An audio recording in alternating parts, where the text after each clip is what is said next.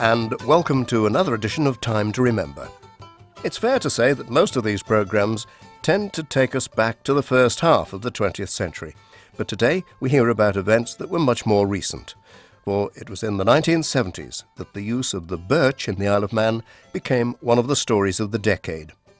In England, Scotland and Wales, judicial corporal punishment was abolished in 1948, and it ended in Northern Ireland in 1968. In the book entitled Against Birching by the late Angela Neal, there are recorded over 120 examples of the use of the birch or cane between 1952 and 1972. And 1972 was the crucial year which marked the beginning of the end of the practice. Someone who was closer than most to the use of the birch is the retired police constable Henry Corlett. From 1958 onwards, he was frequently called on to administer the birch and to collect, during the winter, the slender branches required to make them. Union Mills used to get the birch trees from, on the old railway line down there. And then you put it in there to dry off. And then you made your own birch. It had to be a certain weight, a certain length, and was weighed properly. And magistrates would examine it before and afterwards, that they made sure it was the right birch that you used. Right. So they'd be quite thin branches? Very thin. I don't think the whole lot would weigh about 12 ounces. And it had a bit of plaster on it for a handle. Yeah. And you used it when giving the birch, that's what you used. Right. And the magistrate would be examine the birch, as I say, and a doctor would be in the room. A doctor? Would be present when it took place, except one doctor who wouldn't go in, he stood outside. Oh. If someone got 6 strokes of the birch, and he'd had about 3, and he suddenly shouted, the doctor would knock on the door and say, right, that's enough. Oh, really? So and did the doctor have the right to stop the birch? Yeah. So instead of getting 6 birch strokes, he made only get 3. Because sometimes he never heard the doctor, and he got an extra one. All right. What position was the person being birched in? Were they bent over? Were they upright? They were bent over a chair, and there was a constable each side of them, kind of held on each arm. Yes. And did some of them struggle? Some of them did, yes. But there was 2 policemen in there to hold them, like. And in the early days, you birched them with the trousers off. Yes. And then latterly, you birched them with the trousers on. Oh. And children got the cane, what they call the cane, which in my opinion was worse than the birch. Was that on the backside as well? Yeah, on the backside. Just one cane, like a teacher, school teacher had. As they would get in a public school? Yes. And I think that was more painful than the actual birch. You don't know how painful the birch was, do you? No, I don't. But I've seen the marks. Right. When you were administering this then, did you feel any guilt at all, or you just thought it was just part of the job? No, because I must honestly say that everyone that I birched certainly deserved it, because there were some very violent crimes committed by them. A lot of very young people were birched, weren't they? Yes, lots of them were very young, but they deserved what they got. I mean, I don't think any judge or high bailiff ever awarded a birch that he didn't deserve. Right. But I never had any thoughts about it at all, because you knew what it was all about. You knew what they'd done, and therefore you didn't think about it. When you wield it then, you're coming from above shoulder height, are you? Yes. And then you bring it down as powerfully as you can? Yes, yeah. What's the reaction to the first stroke of it usually? Well, they usually give a leap, jump or a shout or something like that. Yeah. And very rarely they ever got the full 6 strokes or 9 strokes, whatever it was. Right. Because the doctor will always intervene if the person shouted out. Yes. Did you ever see anybody after they'd had the birch who had, said, well, it did me good or anything? At least half a dozen people stopped me later on and more or less thanked me for giving them the birch. Really? Yeah. Because it brought them to their senses. And that's why I think they should never have done away with it, because it's just good deterrent if nothing else. Yeah. Yeah, why? Were you did most of the birching then, but other officers did as well? Yes, oh yes. How often was the birch administered, and a sentence of birching, would you say, roughly in a month? Well, in the summertime, probably 3 or 4 times in a month. Yeah. Yeah. But they're nearly always visitors. Yes. Who were birched more or less an hour after they were sentenced to it. A lot of these would be for thefts, would they? No, they were for crimes of violence, fighting in the street, grievous bodily harm, that type of thing. We weren't supposed to be a place that had violence in those days, were we? We had our share. But there were usually Scots Fair weeks, those Glasgow fairs and things like that. Yeah. Then they got mixed up fighting in pubs and using bottles, or attempting to use bottles and kicking people in the head and this sort of thing. That's what they got the Birch for. But the children only got the cane for stealing, theft and things like that. Yeah. There was two lads came over from England and they broke into Town Clerk's house in Ramsey and they stole his wife's wedding rings and everything was on them while they were asleep. Right. And they got 6 strokes of cane each. Yeah. But it was nearly all for violence, nothing else. One example, there was a grandfather sitting opposite the Queen's Hotel on the beach with his grandson. And he was sitting in the sunshine reading the paper, and a football hit him in the face and broke his glasses. Oh. And with that, he said to them, would you mind taking the football down to the water's edge? And with that, they tipped him out of the deck chair, and they hit him across the face with the deck chair. And the little boy, his grandson, tried to help him, and he gave them a hiding too. They gave him the little lad hiding. Right. Well, they got 9 strokes of the Birch each. Right. And they were Scotch chaps, and they deserved every bit of it. Because he broke the man's glasses in the end and blacked all his face, his eyes were black and blue. Did you ever think of any cases where you thought, well, this fella shouldn't be Birch? No, I must say I never met anybody like that. It only happened to men, I take it, did it? Oh yes, only men, yeah. So you've cut these birches, they've been left to cure, to harden, I suppose. They're not treated with anything, presumably. No, just to dry it. You go in, you do the birching. How many people would one birch then? Just the one person, and then the birch was destroyed then. Was it? Yeah. Had it broken to shreds? Well, more or less, yes, because they're only very thin twigs, actually. Yes. In fact, to be perfectly honest, I don't think they hurt you very much.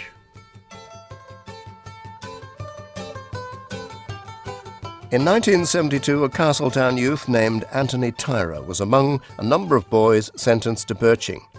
But an appeal, which eventually led to the European Court of Human Rights, ultimately ended our use of judicial corporal punishment. Deemster Jack Corrin was the island's Attorney General at the time, and he has vivid recollections of the events of 3 decades ago when the Isle of Man found itself in the international spotlight. Yes, that's correct. And there was a specific case, the Tyra case, as you mentioned, which was in 1972, and this involved a young chap who was charged with assault occasioning actual bodily harm to a senior pupil at his school, and he was caned by the master of the school for taking beer into the school.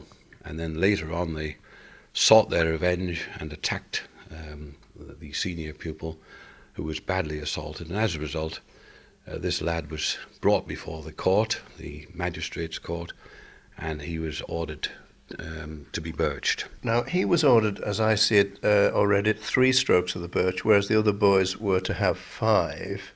And the 3 of the 4 boys actually received the birch sentence, but the Tyra case, in the case of Anthony Tyra, things changed very differently for the Isle of Man. Yes, that's correct. And the reason it was Tyra's case was that under the Convention of Human Rights, which applied to the Isle of Man, you are not entitled to take a case to the European Court of Human Rights until you've exhausted all the remedies in your own country. And therefore, in Tyra's case, it was necessary for him to appeal to the Court of Appeal in the Isle of Man and to have his appeal heard before he would have any chance of taking the case to Europe. And therefore, the people who were responsible for taking the matter to Europe knew this, and they arranged through the National Council for Civil Liberties in London for an appeal to be lodged on this young man's behalf. I mean, it wasn't really at the will of the young man at all. It was really the National Council who were doing it, and they were in touch with his parents, and they were persuading his parents to go ahead with it, and I think probably at the time told the parents they'd probably get compensation as well for what was happening to him. So the parents willingly signed their names to the form, and as a result the matter went to the Court of Appeal in the Isle of Man. The Court of Appeal dismissed the appeal, and so the sentence was carried out. That's what they wanted, because they then exhausted all their local remedies, and they were able to take the case then to the European authorities.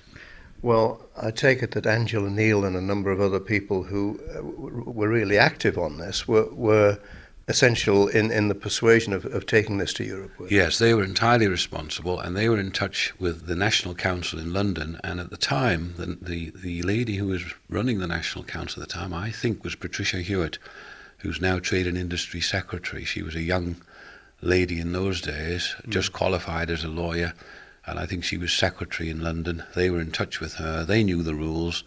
They knew how to go about it, because not many people at that time had been to the European Commission. In fact, we were one of the first, ours was one of the first cases to be heard in the European Court, in fact. Yeah.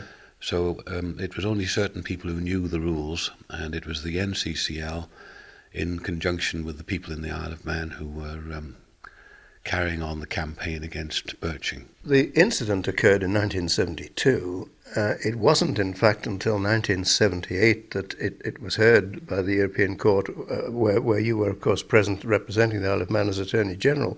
But in the meantime, Tynwald had debated the birching issue and decided it should be retained, and that happened, I think, in 1976.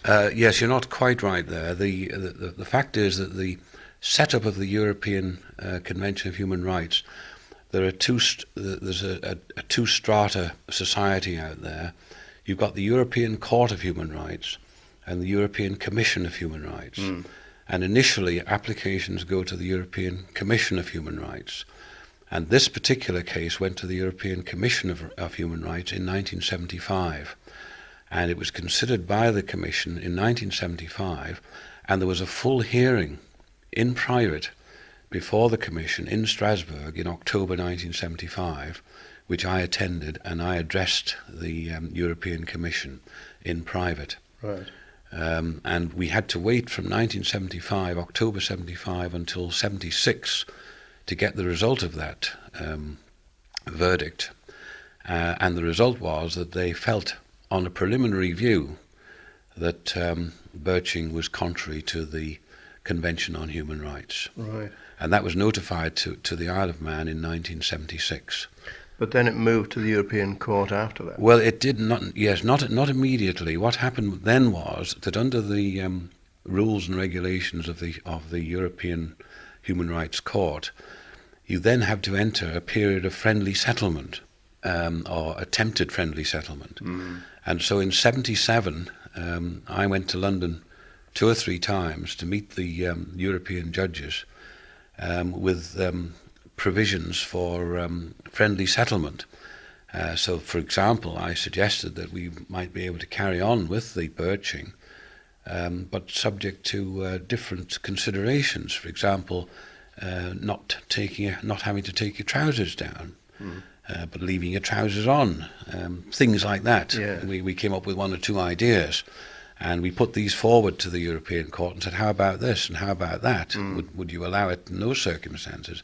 And this went on during the whole of 77. But by, I think, the end of 77, it was obvious that they weren't going to accept this, and they then moved the whole thing into the European Court. And the European Court hearing was in January 78. But as regards Tynwald, the whole matter was debated in Tynwald, well, several times, but there was a major debate in Tynwald in the latter part of 77, before, with the full knowledge that I was going to Strasbourg in 78, when the case was going to be fully heard. And the debate in Tynwald, well, it was a very lengthy debate indeed. It lasted all day. Everybody took part. And at the end of it, the vote was, I think it was unanimous but 1, if that's, I think the late Jack Nivison held out to the end, and I think he was probably the only one who voted against, but otherwise it was a unanimous decision. We want to keep the birch, they were saying. Yes, absolutely. And it was my job as Chief Law Officer of the Isle of Man to do what my Parliament wanted me to do, and to obey their dictates. And so I had a very clear notion of what I had to do. So this then took you to the European Court together with Louis Blom Cooper, who was representing the United Kingdom. That's right, yes. The situation in the European Court was that the Isle of Man really had no status there. It was only the United Kingdom that was permitted to appear there. So I was part of a United Kingdom team. I was really part of the United Kingdom team, although I myself was representing the Isle of Man. It was a very unusual position. You were in conflict with the UK view, of course. I was in conflict. And Louis Blom Cooper, who was representing the Foreign Office, he had been given his script by the Foreign Office as to what he had to say. And basically what he had to say was, I represent Her Majesty's government of the United Kingdom. Her Majesty's government is totally opposed to birching, judicial corporal punishment as it was known. And we have no countenance for it. But this fellow on my left, from the Isle of Man, the Attorney General from the Isle of Man, we've allowed him to come here as part of our team. We disagree entirely with what he's saying or going to say, but we're going to allow him to put the case for the Isle of Man to the European Court and allow you to listen to him. Did you think you had a strong case? Yes, I think I thought I had a strong case, but I knew what I was up against, because when you think that none of the countries who were represented in the European Court, and they were countries such as Norway and Sweden, countries like that, had ever heard of birching. They'd never had it in their cultures. No. There are very, very few countries that have, and so it was quite foreign to their attitude.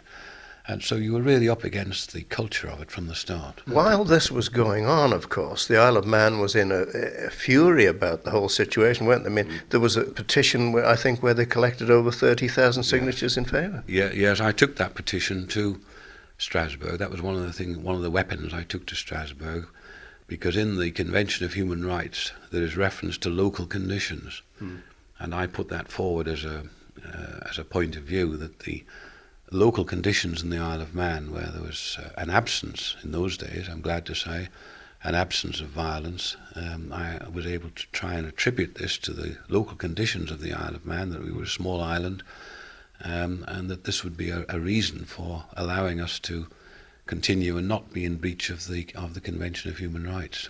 Apart from that argument, did you have any other main grounds for the Isle of Man case? Well, the main defence for the Isle of Man was that it was a deterrent. I think we all know that in the period that we're talking about, when thousands of people came to the island on holiday, the Isle of Man was known as a place where if you really got into trouble, you were liable to get the birch. I don't think it was carried out a great number of times, but everybody knew that was the ultimate thing, and people were known to come off the boat and say to the police, have you still got the birch here, and all that sort of thing. And so my principal argument in Strasbourg was that it was a deterrent. The fact that it was on the statute book, that it might be carried out, was a deterrent against violence.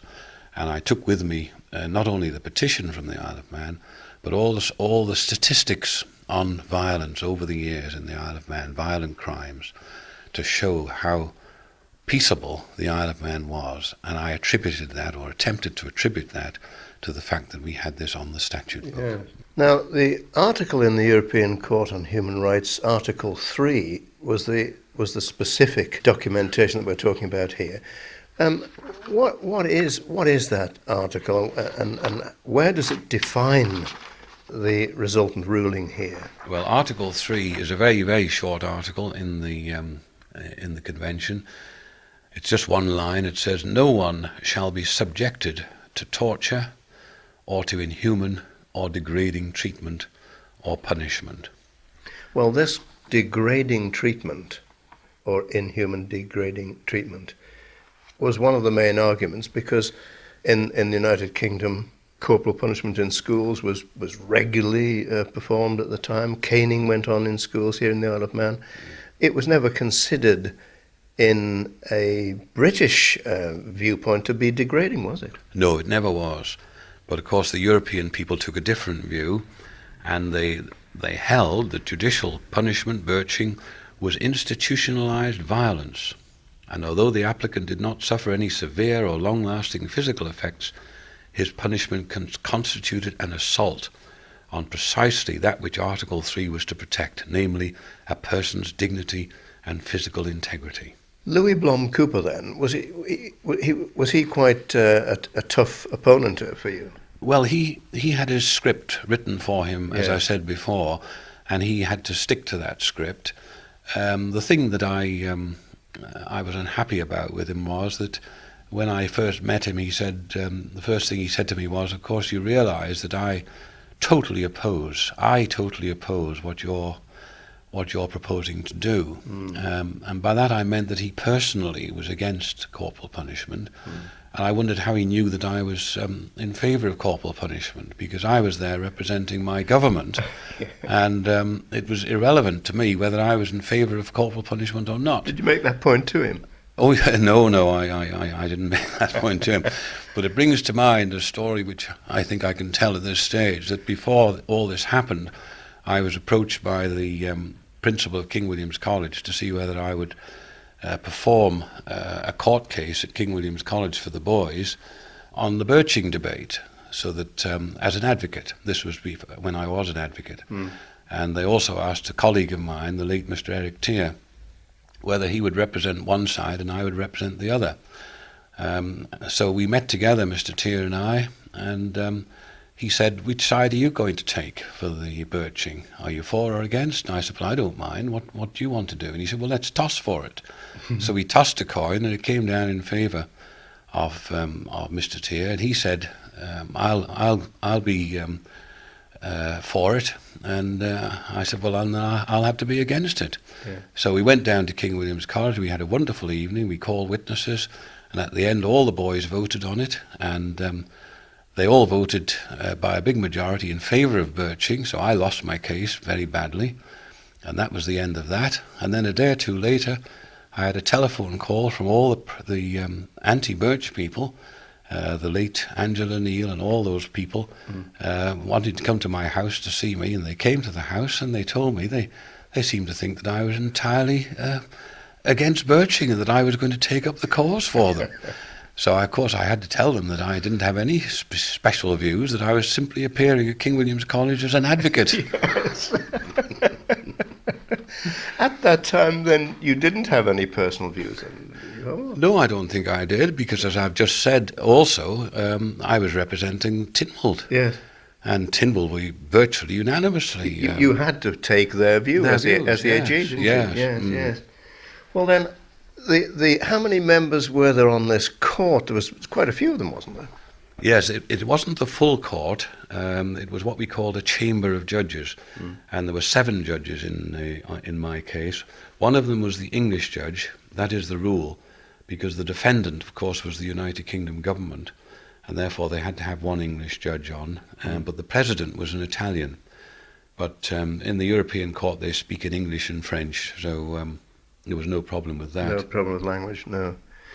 How long did this particular court then, take to come to a judgment? I think we were there in January 1978, and we got the judgment round about the April 1978. The court actually held that the punishment inflicted on Tyra did attain the level of humiliation inherent in the notion of degrading punishment within the meaning of Article 3.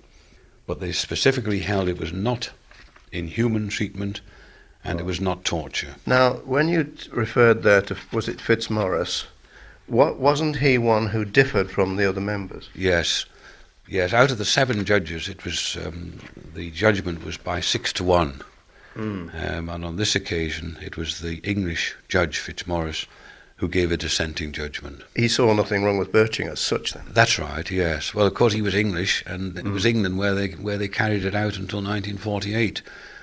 The other people, Italy and Norway and the other judges, I think Malta as well was the other one, they'd never had corporal punishment there. They'd never heard of it. Here you're in a situation, then, where you're coming back from this European court, pretty well assuming that you've lost your case.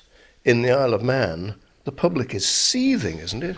Oh, absolutely. There was a huge demonstration on the day that I was appearing in the European Court, Douglas was packed with people. The MHKs were all outside at Tynwald, and there are amazing photographs in the Examiner that week. Yes, you kept a lot of these cuttings, of course. Yeah, showing the crowds, and there's one at Prospect Hill. Well, the estimate is about 4,000 people. It really was a time where the vast majority of the population were in favour of birching. And of course, it spread not only to our newspapers, but to UK and international press as well, didn't it? Oh, yes, yes. It was something that was interesting throughout the world, particularly in America. I got a tremendous amount of correspondence from all parts of the world at the time. But as you rightly say, I was on a hiding to nothing going out to Strasbourg, considering what people felt in the Isle of Man. So I was really quite relieved when I read the press, the national press, on the 18th of January, particularly the Telegraph and the Mail, where I got a very good write-up. So at least the local people knew that I'd put up even if I was going to lose the case, I'd put up a good show. Yeah. Well, the Telegraph says, "Spirited defence of birching by Manx Attorney General," in quite big letters there. Yes, I was very grateful to them. And also in the Mail, they said the Isle of Man yesterday denied that birching is degrading and claimed it would be the utmost folly to abolish the punishment. The Manx Attorney General told 7 judges at the European Court that birching is a major factor in preventing crimes of violence. And he said the judges should bear in mind that the island was a stable and peaceful community where law and order is under complete control. But it was all over then as far as birching was concerned, wasn't it? We were part of the convention, and we had to abide by the terms of the convention. We elected to join the convention. We became bound by it, and the United Kingdom was in breach of the obligation under the convention, and therefore we had to abide by it. Deemster Jack Corrin, recalling momentous times for the Isle of Man, though long after the Strasbourg decision, people were still calling for the restoration of the birch. But there's one missing statistic from our programme. As we heard, Jack Corrin was able to produce a petition with 30,000 signatures calling for the retention of birching. The anti-birch lobby of that time could only muster 3,000 names.